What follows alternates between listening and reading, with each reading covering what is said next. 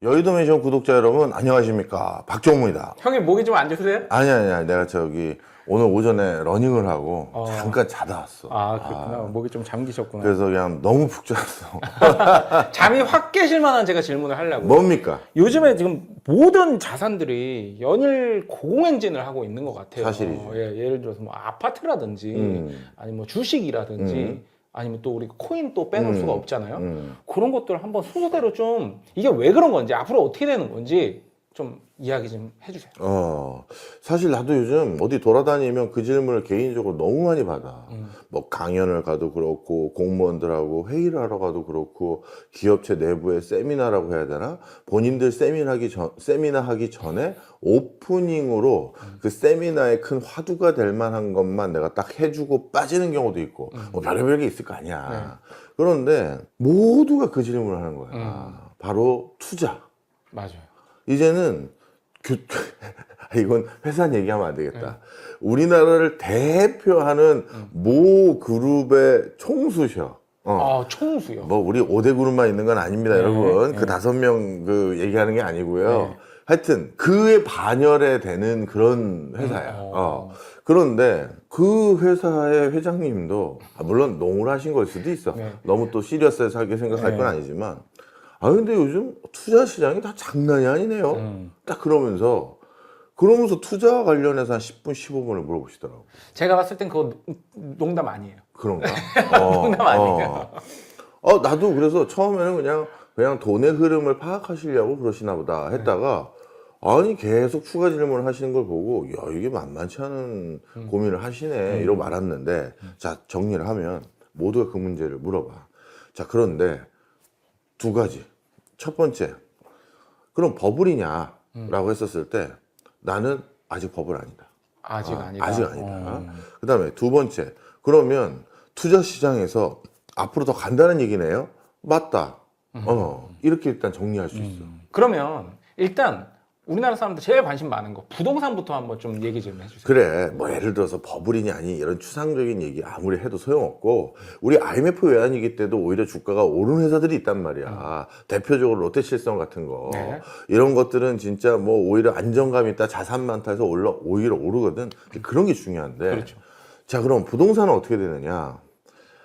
요즘같이 이렇게 부동산 때문에 마음 상하고 전 국민이 그냥 그 기분 나빠지는 이 시국에 이런 표현이 참 그렇지만 그래도 나 같은 사람은 있는 그대로 말을 해야 정부에서 대응을 하던 대책을 세우던 아니면 우리 개인들도 내 노후를 위해서 대책을 세우던 하는 거라는 생각 때문에 있는 그대로 말씀을 드리면 그리고 또 학자적 양심이 있잖아요. 근데 학자들 중에서 이렇게 얘기하는 사람도 있어. 우리가 바람직한 형태의 모습으로만 얘기해야 되는 거 아니냐. 그러니까 여러분 집값 이제 안 올라요. 이제 집 떨어질 겁니다. 이렇게 얘기해야지. 우리 같이 공부한 사람들이 오른다라고 하면 그러면 그건 더 오르는 거 아니야. 이렇게 얘기하는 사람도 있긴 있어. 근데 사실 그게 뭐 국민 경제에 뭐가 도움이 되는지는 잘 모르겠어요. 뭐 괜찮다 임진왜란 안 일어난다 하고 임진왜란 일어났으니까. 나도 솔직히 똑같은 마음이야. 나 같은 사람에게 솔직히 누군가가 정부 관료가 물어보건 아니면 언론에서 물어보건 아니면 이렇게 내 개인적인 유튜브 방송에서 그래도 저 사람의 얘기는 한번 들어보고 내가 뭘 해야겠네 하는 분들도 들어주고 계시잖아. 그렇죠. 근데 그분들에게 내가 그냥 앞으로 바람직한 방향으로 이렇게 됐으면 좋겠다라는 걸로만 얘기하면 그럼 뭐지? 그러니까 뭐가 도움이 되는지는 모르겠지만. 그러니까 그래서 그냥 저는 솔직히 지금 상황은 이게 국가 경제에 올바른 건 아니지만 하면서 그런 코트를 하더라도 어떻게 된다 이렇게 얘기를 해야 되는 건데 안타깝게도 서울 주요 지역과 앞으로 주요 지역이 될 것 같은 지역은 또 오를 것 같아. 더 오른다. 그 이유가 있어. 너는 뭐 형 가끔 어디 돌아다니는지 일정 알잖아. 그렇죠. 그런데 내가 요즘 제일 많이 하는 것들 중에 하나가 바로 뭐냐면 지방을 도는 거야. 지방 요즘에 엄청 다니고 계세요. 왜냐하면 내년이 선거잖아. 지자체 선거. 그래서 어느 군, 어느 시, 뭐 어느 도, 뭐 이런 데 간단 말이야. 그러면 너도 나하고 한 두어 번 갔었잖아. 기억나지? 그렇죠. 뭐 무슨 군에서 같이 갔었죠. 그래서 거기를 마침 점심 먹을 때 부군수님이 직접 와가지고 맛있는 거 사줬잖아. 네, 맞아요. 그래서 이런저런 얘기도 나누고 했었는데 또 이제 그 시즌이 온 거야. 그래서 지방을 막 돌아다니는데 어떤 상황이 됐느냐. 그 결론이 서울과 서울의 주요 지역과 앞으로 주요 지역이 될 새로운 지역들이 생기겠구나가 결론이었어. 이유가 4년 전쯤에 지방선거 있었을 때, 그 전 8년 전쯤에 지방선거 있었을 때는 나만 갔겠어. 동료, 선배, 학자분들 데리고 갔겠지. 그러면 그 지자체에서 어떤 동네는 뭐 그 지역만 얘기하는 건 아니지만 그냥 모사를 하면 아, 박사님, 이제 우리 뭘 먹고 살아야 될지, 이 미래 먹거리를 찾아주셔야 돼요. 막 하면서 이렇게 하기도 하고. 일단 영남 지방이라는 걸 우리가 유추할 수 있겠네. 예를 든 거야. 그쪽 지방만 얘기하는 게 아니라. 네. 하여튼 그래서 내가 그쪽 사투리가 내 친구들이 그쪽이 좀 많다 보니 더 편하게 모사를 할 수 있어서 한 건데. 자, 그러면 예전에는 이쪽 지역은요, 그래도 뭐 저희 보러 뭘 키워드를 찾아주시라고 했으니 2차 전지를 저희가 청구해 드립니다. 아니면 바이오 산업을 청구해 드려요. 아니면 미래 자동차 산업을 청구해 드려요. 뭐 이걸 얘기해 드렸다고. 그리고 그런 걸 하기 위해서는 이러이런 전략이 필요한데, 아, 이게 여기 기반이 지금 너무 약해서 그런 거 하겠다는 기업도 없고, 그리고 그런 걸 하겠다는 인력도 사실 쉽지가 않고, 그러면 하면서 단계별로 육성하는 방법들을 쭉 그려다 주고, 그거에 대한 중앙정부 예산 트랙은 뭐가 있느냐? 아, 지역산업 육성 계획 그 관련한 예산이 매년 얼마씩 나오고요. 그 다음에 어떤 계획이 뭐가 있고요. 이걸 알려준단 말이야. 그리고 뭐, 연구한 거니까 돈도 받아오고 하지. 자, 그런데 이번에 돌았을 때 나한테 뭐 물어봤을까? 아, 뭘 물어봤을까요? 이번에는 모르겠습니다. 제가 다 일반을 하는 건 아닙니다, 여러분. 하지만 적어도 내가 꽤 많이 요즘 돌아다녔잖아. 네. 그런데 전부 물어보는 게 그 앞으로 이제 그 지자체 장인 거지. 네. 그 사람 또 출마하고 싶을 거 아니야. 네, 그렇죠. 또 출마를 준비하는 그 사람들이 전부 나에게 물어본 건 노인복지야. 노인복지요. 대충 감아. 그렇죠. 응. 어. 이제는 이 지역에 청년이라는 숫자는 절대적으로 숫자가 줄어들었어. 뭐 60세 안 되면 다 청년이잖아요. 그렇지. 네. 그런데 그렇게 카운트를 해도 숫자가 정말 몇이 안 돼. 그리고 전부 60대 이상의 정말 이제 노년층이라고 하기도 애매해. 60대 이상을 무조건 노인이라고 하기도 못하잖아, 지방 가면. 그렇죠. 장년층, 노년층을 중심으로 한 비중이 절대적이야. 그리고 이 유권자들도 대충 지난 4년 전에도 8년 전에도 얘기했던 게 우리 지역 다시 활성화 시켜보겠습니다 했는데 이제는 아닌 것 같다. 그리고 그 활성화 시켜서 그거 2차 전지 육성하는 이제 대대적인 우리 지자체 육성 계획해가지고 그것 때문에 지자체 발달해서 북적북적 되고 그걸로 인한 효과 보는 건 언제쯤 나오고 한 20년 뒤에 나 없는 시점인데 이해했지? 예. 자, 그러다 보니까 미래를 위해서 투자하는 지방의 목소리가 확 줄어들었고 지자체 주민들 중에 대부분도 모든 지자체는 아니겠지만 적지 않은 비중이 노인복지 어떻게 할 건데 이게 가장 중요한 아젠다로 바뀌어버린 동네가 너무나도 많아. 그러니까 뭐 산책로 조성하고 게이트볼 치고 뭐 하고 파크 골프장 만들고 그런 것들 가지고 그리고 또 그 뭐지 스포츠 센터 어떻게 거의 무상에 가깝게 해주는지 이런 게 다야. 자, 그럼 다시 돌아보자. 이제 아직까지 왕성하게 일을 하고 뭔가 미래를 위해서 새로운 것들을 개척해야 될 젊은 세대들. 그럼 나에게 계속해서 기회를 줄 만한 곳에 내가 털을 잡고 일을 해야 될 거 아니야. 그런데 내가 오랫동안 살아왔던 아니면 우리 부모님이 여기서 몇 안 되는 친구지만 나랑 친구들 다 키워주셨는데 대학 졸업하고 지역 가가지고 지역 경제 활성화에 기여하려고 했더니 거기는 아예 그런 것들을 위한 지원책도 생각보다 점점 줄어들고 있고 관심조차도 없다. 그렇죠. 그럼 이제 엄마 나는 그냥 서울에서 살게요. 수도권에서 살게요. 이렇게 되는 이 가속도가 훨씬 더 늘어나는 거야. 요번에 가서 또 더 체감하고 오셨다는 거잖아요. 이번에 이 목소리는 처음 들었다니까. 그 전에는 노인 복지나 노인들을 위한 공약은 관심이 아예 없었어. 그냥 미래 먹거리 찾아야 된다. 이러다가 우리 지방 망한다, 소멸한다 이 얘기만 했어서 그냥 아주 되지도 않는 먼 미래에 멋진 슬로건들만 뭐 찾는 거야. 막. 청년들 막 오고 막. 그렇지. 그런 거 하려면 이제 뭐 그냥 자율주행 자동차, 뭐 미래, 뭐 스마트, 뭐 하면서 막 진짜 화려한 수식어로 뭔가 사업을 다 계획을 했는데 이제 그런 니즈가 없어. 그래서 이렇게 되면 어떻게 된다? 벌써 갈라진 거잖아. 그렇죠. 이 갈라졌는데 이 갈라짐을 다시 되돌리기 위해서 노력해야 될 게 지자체 장과 도의회, 시의회들일 텐데 그 사람들이 안 하면 당연히 점점 더 벌어지는 거지. 그렇죠. 그럼 서울과 수도권 그리고 지방의 한두 군데 몇 군데 빼고는 한두 군데라고 하면 너무 좁다. 그래. 네다섯 군데 빼고는 정말 이제는 쉽지 않다. 쉽지가 않아. 살리기가 쉽지가 않아. 처음에 0.1도가 벌어진 채로 출발하면 가면 갈수록 뭐 어마무시하게 이제 벌어지는 거잖아요. 다시 되돌릴 수가 없는 거잖아요. 그럼. 그 다음에 또 한 곳은 시장님이 직접 그 시에, 조그만 시야, 큰 시도 아니고, 뭐 10만 명도 안 되는 시인데, 거기 시의 문화학교에 그 도서관에 날 불러주셨어. 네. 갔는데, 그런데 거기 시장님도 직접 와 계시더라고.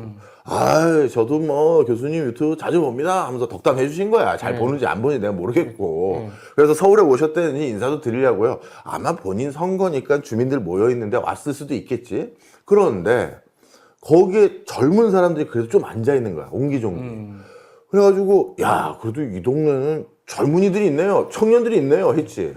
그런데 물어봤어. 실례지만 여기서 무슨 일 하세요? 그랬더니 전부 뭐 하는 줄 알아? 어느 곳에 있는 사람들인 줄 알아? 뭐 공직자들 아니에요? 정답입니다. 정확히 말하면 공공 영역이지. 공무원 태반, 그렇죠.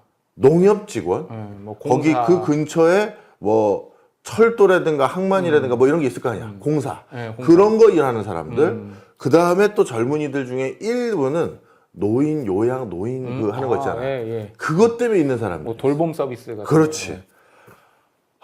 그러니까 쉽게 해서 다 공공 영역에 있는 사람들이야. 그런 사람들 빼고는 그 동네에 사실 실질적으로 이제 젊은 사람들 역할을 하는 건 다 외국인 계절 근로자밖에 없는 거야. 그게 이제 뭐 물론 작은 시라고 말씀하셨지만 어쨌든 이제 시잖아요.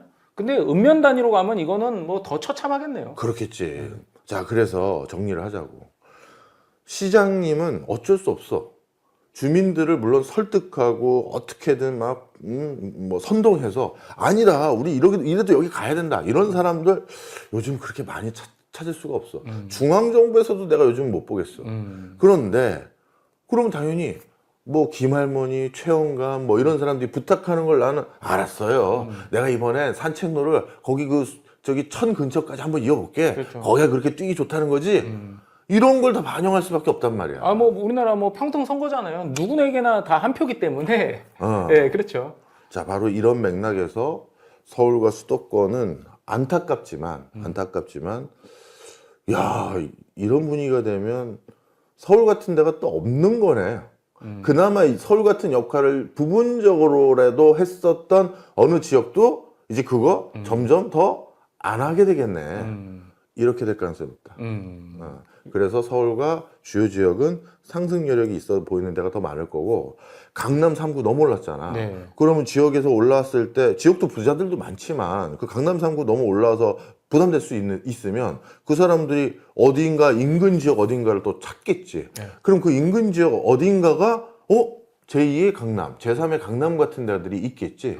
그렇게 될 가능성이 많아. 일단 부동산은 이제 앞으로도 더 상승 여력이 많이 있다.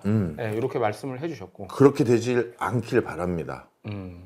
뭐 방향성을 떠나서 뭐 형님이 이제 진단하신 거는 거기까지니까 뭐 그걸 있는 그대로 우리 말씀드리는 거잖아요. 분위기 말씀드린 겁니다. 네. 두 번째는 이제 또 코인을 궁금해하시는 분들이 많아요. 그리고 예전에는 뭐 코인 하면 뭐 위험 선호자들 또는 뭐 젊은 층에서만 한다고 이렇게 알고 있었잖아요. 근데 의외로 또 요즘 분위기는 또 그렇지 않다고 하더라고요. 맞아. 이게 요즘 분위기 일단 말씀드리면 비트코인을 가장 많이 보유하고 있는 사람, 10억 이상 보유하고 있는 사람들에 대한 조사를 해봤더니 국가 차원에서 50세 이상 인구가 제일 많아.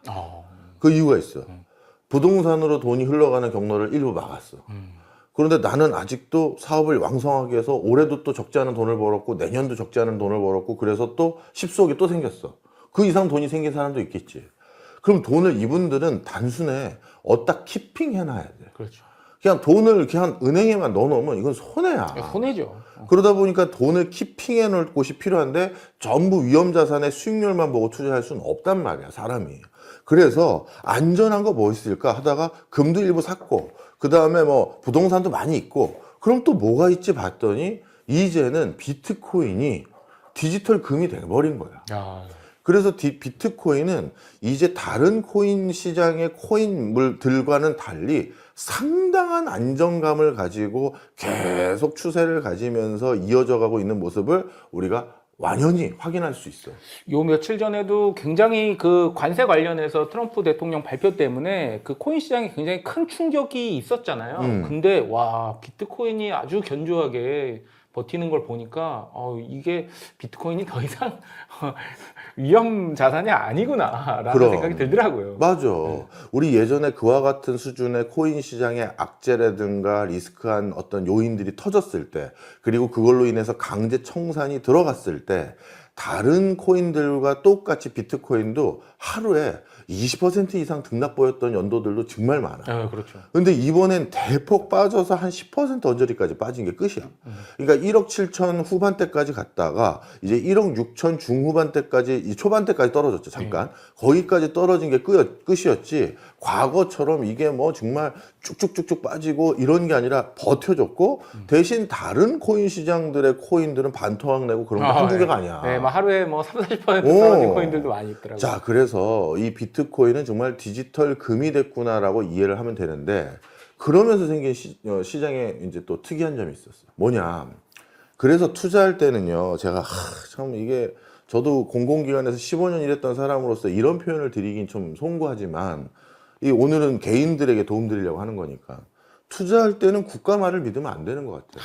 그냥 안타깝지만 부동산 사지 말라고 했는데 그렇죠. 쥐들이 다 샀고 그리고 또 코인도 그렇게 무슨 악의 축인 것처럼 하지 말라고 해놓고선 그랬는데 딱 대통령 선거 들어가니까 가상자산 시장 활성화를 위해서 기여하겠습니다 서로 그랬고. 자, 그래서 정리를 하자면 코인 시장에 대해서 이제 국가가 부정을 못하게 됐어. 왜냐하면 국민들의 대부분이 적지 않은 돈을 넣어놨고 거기에서 나의 어떤 금쪽 같은 돈을 넣어놨는데 그거를 무용지물로 한다, 그걸 억제한다, 그걸 성장을 막는다, 그렇게 해서 당선될 수 있는 지도자는 없어. 그러니 이제 뭐 미국이 비트코인을 어떻게 하고 중국이 어떻게 하고 이걸 떠나서 이제는 가상자산 시장을 육성해 드리겠다라고 얘기하지 않고선 당선이 안 돼. 부동산은 이제 과거처럼 엄청난 상승률을 기록하진 않을 거야. 네. 그렇지만 워낙 목돈이 들어가다 보니까 금액 자체는 의미 있는 금액이 나에게 떨어질 수 있겠지. 그렇죠.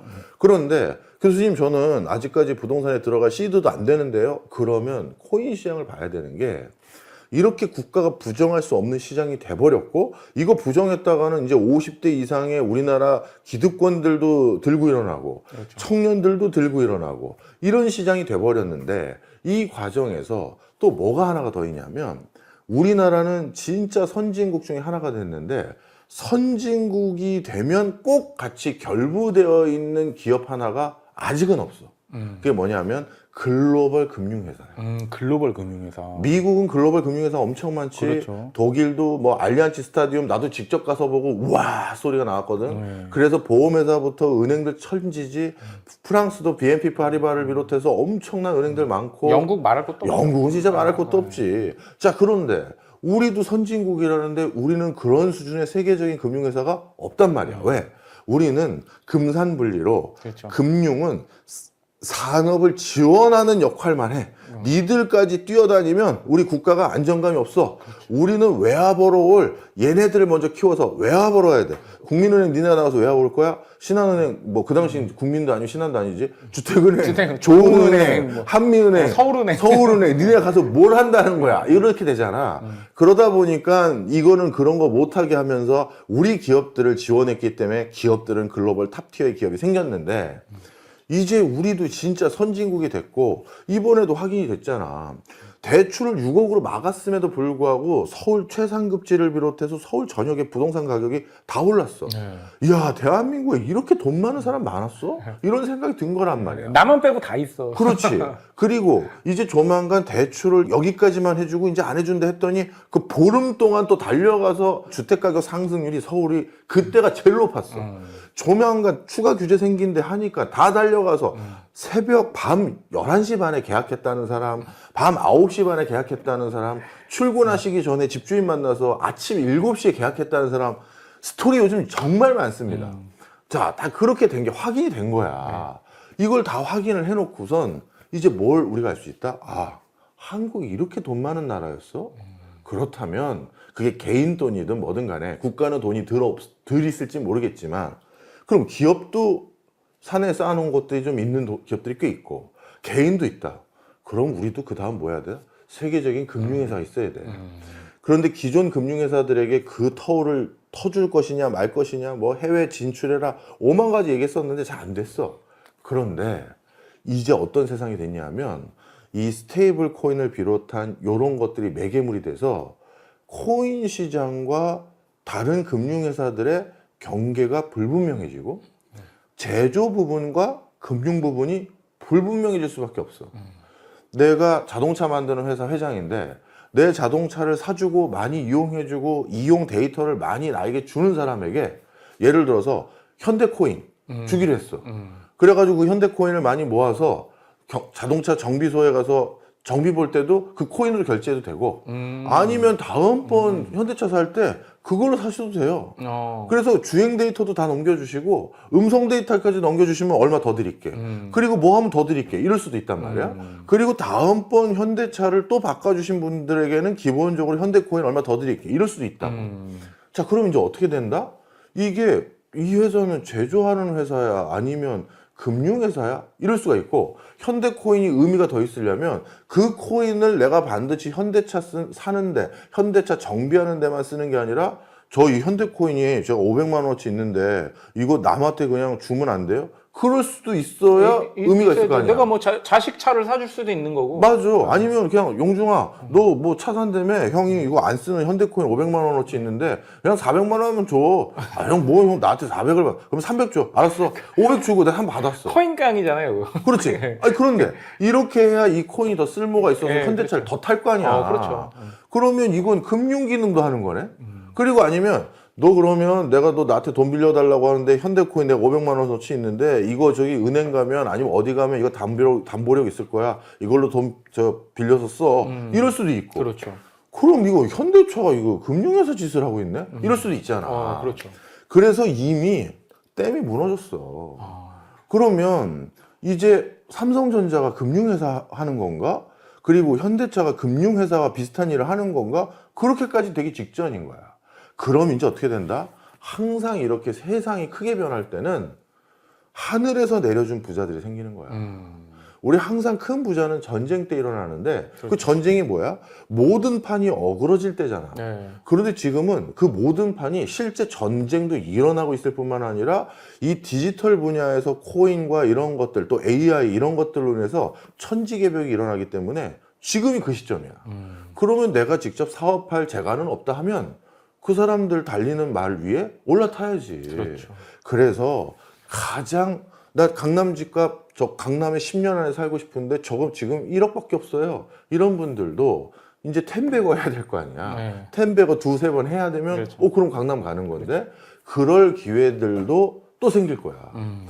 우리 저 명성 PD랑 어제 무슨 모임 갔다 왔어. 근데 한 분이 그러시더라고. 끄트머리 앉은 분이 저 엔비디아 주식 사서 명성아 얼마 올랐다고 그랬지? 10배라고 했나? 10배 올랐다는 거야. 또 그런 일이 생기는 거야. 그렇죠. 그게 본격적인 판이 내후년부터 일어나. 그게 코인 시장도 그 중심에 같이 놓인 거지. 주식 시장에만 있는 거라고 생각하면 안 돼. 이제 기업 활동의 중심에 새로운 서비스에 코인이 들어가는 거야. 그럼 그걸 어떤 맥락에서 이 코인이 새로 발행했는데 아이 난 비트 아니고 나머지는 다 사기래더만 이런 민코인 난 안 믿어 이렇게 할 게 아니라 그 민코인을 발행한 주체가 뭐야? 세계적인 CEO네? 아니면 그 회사가 발행한 데네? 아니면 요즘 이슈가 되는 두나무와 네이버가 합쳐가지고 둘이 뭐 코인 장사를 시작했네? 그러면 이런 거를 그냥 과거처럼 민코인이라고 들여다보고 있다가는 큰 기회를 놓치는 거지. 이게 또 이제 중요한 흐름이라고.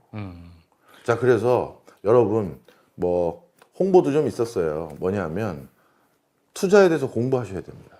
진짜 공부하셔야 돼요. 그래서 저도 라디오를 진행하고 있고 제 유튜브 채널엔 제가 웬만하면 다른 분들 잘 안 부르고 모처럼 보고 싶은 분들만 부르는데 또 다른 라디오나 공중파에서 뭐 100분 토론이든 아니면 CBS 김현정의 뉴스쇼든 그런 데서 박 교수 이번에 혼자만 오지 말고 다른 누군가 데려와서 우리 내년도 투자 시장 조망도 해보고 그래 했을 때 제일 믿을 만한 사람이 누구야? 박 교수가 보기엔 제일 신뢰할 수 있는 사람이 누구야 했었을 때 여분들만 있는 건 아니지. 나도 몇 번 더 많이 알고는 있지만 그래도 영순위에 가깝게 강추하는 분들에게 전화를 돌렸어. 이번에 형님, 야 동생아, 내가 재테크 세미나를 크게 하려고 하는데 뭐 마침 어떤 회사에서 같이 하자고 해서 한번 해보려고. 내년부터는 가만히 있으면 다 상대적으로 가난해지는 거거든. 그렇죠. 그래서 하려고 했더니 박 교수 알았어. 아니면 형님 알겠어요 하고 와주신 사람들. 우리 부동산 쪽에선 정태희 본인이 진짜 수도권에 있는 반지하 빌라에서 시작해서 지금은 대한민국에서 가장 좋은 동네에 자기 집도 있고 자기 사옥도 있고 투자로 저 사람은 근로소득이 10년 동안은 없어. 투자소득만 있는 사람이야. 이 사람에게 들어봐야 되는 거 아니에요? 그렇죠. 그죠? 그 다음에 김재경 소장. 내가 늘 얘기하지만 저분은 재건축 재개발에 대해서 나도 모르는 걸 전하는 사람.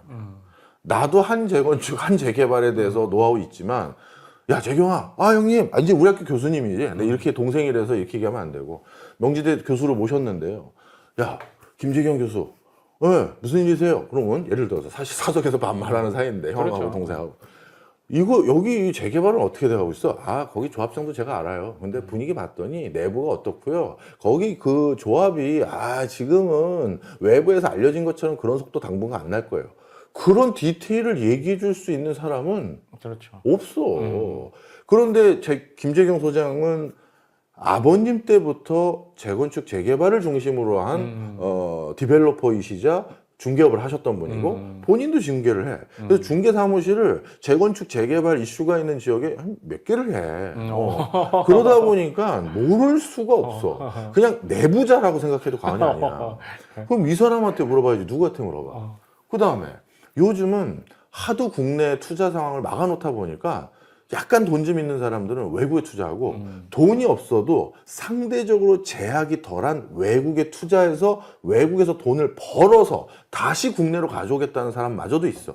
제가 국내에선 아파트 하나 살려니까 야 웬만한데 좋은 데 살려면 최소 20억 이상은 있어야 되는데 그 돈은 없어서요. 미국에서 그냥 사서 거기서 미국도 요즘 부동산 많이 올랐다고 하던데 지역마다 차이는 있지만 거기서 사서 가져오려고요. 그런 사람들을 위해서 미국 부동산 전문가인 고미연 대표. 우리 여기 출연했었어. 출연하셨었죠. 그래서 내가 대놓고 우리 저 학교 후배야. 그래서 그동안 중개 몇 개나 했어? 그랬더니 몇 개 해서 중개했던 거래 대상 금액이 누적된 걸 다 합쳤더니 와우 소리가 나오는 거야. 그래서 내가 순간 방송에서 그랬다니까.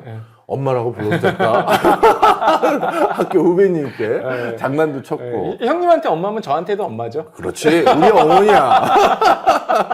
그 다음에 이선엽 대표님이야. 뭐 이건 뭐 더 설명도 안 드려도 되죠. 뭐 요즘 가장 주식 분야의 신뢰 아이콘이고. 나는 뭐 어느 종목을 찝어달라 이런 것까지 난 하기가 큰 그렇지. 흐름을 좀 많이 잡아주시잖아요. 난 그런 거 하는데 우리 이선엽 대표님은 그런 걸 할 수 있는 분이고 그걸 위해서 본인이 전문 분야를 발달시켜온 분이잖아.